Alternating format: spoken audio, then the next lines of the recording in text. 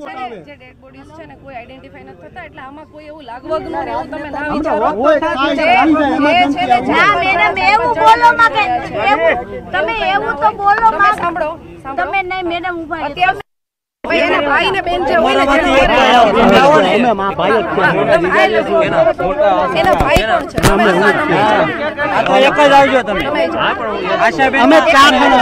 રાજકોટ અગ્નિકાંડમાં હાલ પોલીસ અધિકારી છે તેઓ માહિતી આપી રહ્યા છે જે મૃતદેહો છે અને જે સોંપવામાં આવ્યા છે પરિવારજનોને અને તેના સેમ્પલને લઈને માહિતી આપી રહ્યા છે જો કે પત્રકારોના કેટલાક સવાલોનો જવાબ તેઓ નથી આપી શક્યા અને તેના કારણે ત્યાં હાલ જે વાતચીત હતી તે અધૂરી જ રહી ગઈ છે જો કે 3 દિવસથી અહીંયા પરિવારજનો પરેશાન છે કારણ કે સ્વજનોની ભાળ નથી મળી રહી હવે ધીરજ ખોટી છે હાલ જે ડીએનએના સેમ્પલ લેવામાં આવ્યા છે તે મેચ કરીને પરિવારજનોને મૃતદેહ સોંપાઈ રહ્યા છે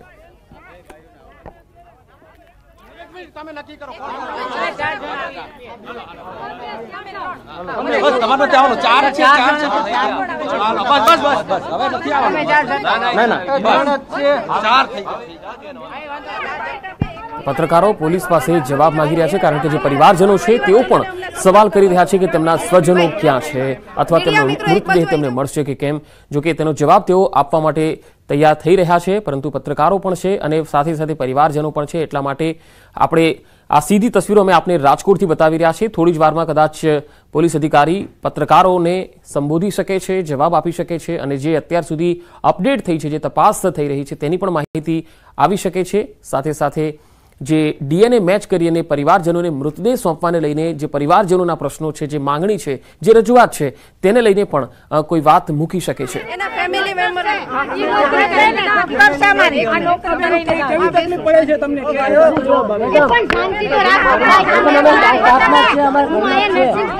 તમે એક જાઓ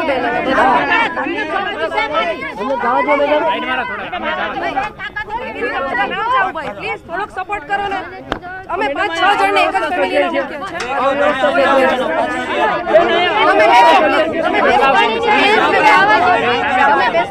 છે તો સીધી તસવીરો આપને બતાવી રહ્યા છે રાજકોટથી જ્યાં પરિવારજનો પોતાના સ્વજનોની ભાળ ન મળવાના કારણે હાલ આક્રોશિત દેખાઈ રહ્યા છે તો પત્રકારો તેમના વતી સવાલ પણ કરી રહ્યા છે જો કે હાલ તેમને સમજાવવામાં આવી રહ્યા છે કે થોડી વારમાં બધી જ માહિતી તમને આપવામાં આવશે એવું કહી રહ્યા છે પોલીસ અધિકારી જો કે પોલીસ તરફથી આ અંગે કોઈ પ્રેસ કોન્ફરન્સ થાય તેવી પણ શક્યતા દેખાઈ રહી છે અને અમે લગાતાર સંપર્ક કરી રહ્યા છે સીધી તસવીરો આપને બતાવી રહ્યા છે જેવા જે તેઓ કનેક્ટ થાય છે અથવા પત્રકારોના સવાલોનો જવાબ આપશે તો આપણે એ માહિતી પણ આપીશું જે ઘરના સભ્ય 48 કલાકથી ગુમ હોય તે પરિવારના સભ્ય કેવી રીતે શાંત બેસી શકે અહીંયા કોઈ વ્યવસ્થા નથી જે છે લોકોને નથી જવા દેતા ત્યારે આ જે છે પરિસ્થિતિ જોઈ અને જે છે સ્થાનિકોનો આક્રોશ છે ક્યાંક ને ક્યાંક આક્રોશ પણ વ્યાજબી છે કેમ કે અહીંયા નામ હોવા જોઈએ એક આખું લિસ્ટ હોવું જોઈએ ક્યારે કોને જે છે મૃતદેહ મળશે તે જે છે આખી વ્યવસ્થા હોવી જોઈએ પરંતુ એ કોઈ જ વ્યવસ્થા નથી બેરિકેડ્સ મારી દીધા છે મીડિયાને પણ જે છે ઘણું દૂર રાખવામાં આવી રહ્યું છે અંદર શું ચાલી રહ્યું છે બહાર લોકોને ખ્યાલ નથી આવી શકતો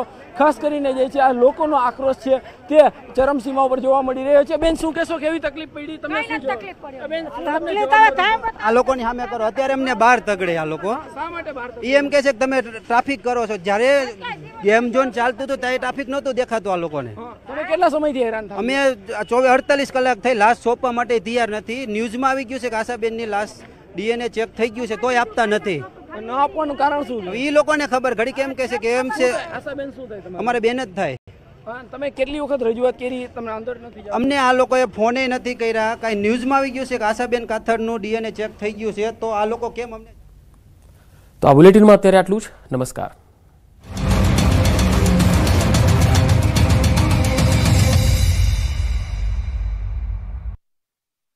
રાજકોટ અગ્નિકાંડ બાદ ગાંધીનગરમાં 17 જેટલા ગેમિંગ ઝોનની તપાસ હાથ ધરાઈ મનપાએ ગેમિંગ ઝોનની ચકાસણીના આદેશ આપ્યા હતા વહીવટીતંત્રની કુલ 3 જેટલી ટુકડીએ તપાસ હાથ ધરી તમામ ગેમિંગ ઝોન સ્વયંભૂ જ બંધ રહ્યા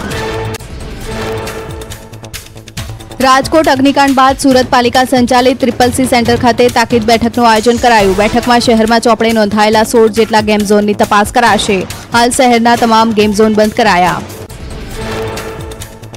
સુરતમાં પોલીસ કોર્પોરેશન ફાયર અને વીજ વિભાગની સંયુક્ત ટીમે ચેકિંગ હાથ ધર્યું કુલ 17 જેટલા ગેમ ઝોનમાંથી 6 ગેમ ઝોન એનઓસી સહિતના અભાવે સીલ કરાયા મોલ આનંદ મેળા ગેમ ઝોન તેમજ અન્ય પબ્લિક પ્લેસમાં ચેકિંગ કરી કાર્યવાહી કરાશે અંગ દચાડતી ગરમીમાં મોંઘવારીએ પણ ગરમી પકડી છે.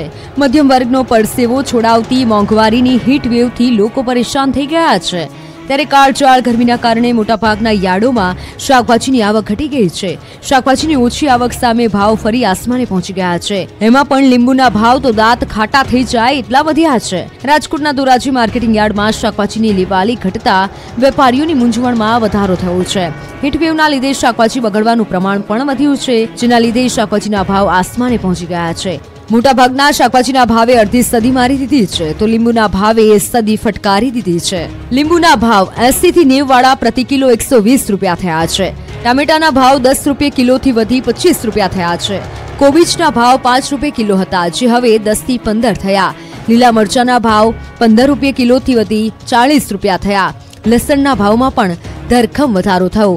60 થી 70 રૂપિયા કિલો વેચાતું લસણ 150 થી 200 રૂપિયાનું થયું. આદુના ભાવ 80 રૂપિયા કિલોથી વધી 150 રૂપિયા થયા. કારેલાના ભાવ 30 થી 40 હતા, જે 50 થી 60 થઈ ગયા. રીંગણાના 20 થી 30 ના 30 થી 60 થયા.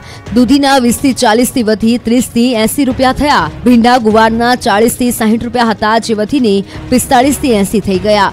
બટાકા 20 રૂપિયા પ્રતિ કિલો હતા, જે વધીને 40 થી 50 પહોંચી ગયા. રાજ્યમાં આકરી ગરમી અને તાપમાનને કારણે શાકભાજી સહિતના પાકના ઉત્પાદનને અસર થઈ છે. તાપી જિલ્લામાં પણ ધૂમધકતા તાપ અને ગરમીની અસર ભીંડા સહિતના પાક ઉપર થતા હાલ ભીંડાનું ઉત્પાદન 25% જેટલું ઘટ્યું છે, જેને કારણે ભીંડાના ભાવમાં થોડો ઉછાળો આવ્યો છે. જોકે ભીંડાનું ઉત્પાદન ઘટતા ખેડૂતોને તો સરવાળે નુકસાન જ વેઠવાનો વારો આવ્યો છે. તાપી જિલ્લામાં છેલ્લા 10-12 વર્ષથી ભીંડાની ખેતી કરતા ખેડૂતોને રડવાનો વારો આવ્યો છે. મોટાભાગના ખેડૂતો 12 માસ ભીંડાની ખેતી કરે છે, તે લોકોને તાપમાનને કારણે નુકસાન ભોગવવાનો વારો આવ્યો છે. આ ચોક્કસ હવામાનને કારણે ભીંડા સહિતની વિવિધ શાકભાજી પાકો પર વિપરીત અસર થતી હતી. અત્યાર સુધી ખેતરોમાં ભીંડા સહિતના શાકભાજીનો પાક લહેરાતો, પરંતુ જ્યારથી ગરમી પડી રહી છે ત્યારથી પાક મુરઝાઈ જતા ધરતીપુત્રોના ચહેરા પરની રોનક ગાયબ થઈ ગઈ છે. ઉત્પાદન અડધું થઈ જતા ખેડૂતોને ખર્ચ માથે પડ્યો છે. કાળઝાળ ગરમીના કારણે લોકો ત્રાહિમામ પોકારી ઉઠ્યા છે. આકાશમાંથી અગનગોળા વરસી રહ્યા છે, ત્યારે આકરી ગરમીના કારણે જામખંભાળિયાના ગામડાઓમાં પાણીના સ્તર ડૂકવા લાગ્યા છે. ખેતરોમાં બોરમાં પાણી તળિયે પહોંચ્યા છે. કૂવામાં પણ પાણી નથી, જેથી ખેતરોમાં લહેરાતો પાક મુરઝાઈ રહ્યો છે. ત્યારે પાણી વગર બળી ગયેલા મગફળીના પાક પર એક ખેડૂતે ટ્રેક્ટર ફેરવી દીધું. ભારે હૈયે ખેડૂતે પોતાના પાક પર ટ્રેક્ટર ફેરવ્યું. ખંભાળિયા તાલુકાના ઠાકર શેરડી ગામે ખેડૂતે ઉનાળુ વાવેતર કરેલ મગફળી પર ટ્રેક્ટર ફેરવી દીધું. પાણી ખૂટી જવાથી ખેડૂતે 7 વીઘાની મગફળીના પાક પર ટ્રેક્ટર ફેરવી દીધું. 7 થી 10 વાર પાણી પીવા છતાં પાક સુકાઈ જતા ખેડૂતને ખાતર બિયારણનો ખર્ચો માથે પડ્યો. ત્યારે હવે સરકાર પાસે સહાયની માંગ કરી છે. રાજ્યભરમાં ગરમી જીવલેણ બની રહી છે. આકાશમાંથી રીતસરના અગનગોળા વરસી રહ્યા છે. લોકો ત્રાહિમામ પોકારી ઉઠ્યા છે. ત્યારે ધોરાજી પંથકમાં ફૂલોની ખેતી પણ મુરઝાઈ ગઈ છે. કાળઝાળ ગરમીની અસર ફૂલોની ખેતી પર પડી છે. તાપમાનને કારણે ફૂલની ખેતી કરતા ખેડૂતોને પણ ભારે હાલાકી ભોગવવાનો વારો આવ્યો છે. ભારે તાપમાનને કારણે ફૂલ છોડને નુકસાન થયું છે.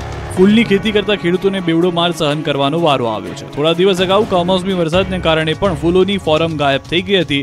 ત્યારે ફરી એકવાર તાપના તરખાટથી ફૂલોની ફોરમ ગાયબ થઈ જતા ફૂલના છોડ પણ ઢળી પડ્યા છે. છોડ પીળા પડી ગયા છે. 50 થી 60% જેટલા ફૂલના ઉતારમાં ઘટાડો જોવા મળ્યો છે. આમ ખેડૂતોને પહેલા માવઠાનો અને હવે ભારે તાપમાનને કારણે બેવડો માર સહન કરવાનો વારો આવ્યો છે. હવે લગ્નની સિઝન શરૂ થશે, ત્યારે ખેડૂતોને કમાવાના દિવસો આવવાના હતા તે પહેલા જ ફૂલો કરમાઈ જતા હવે ખેડૂતોના ચહેરા કરમાઈ ગયા છે.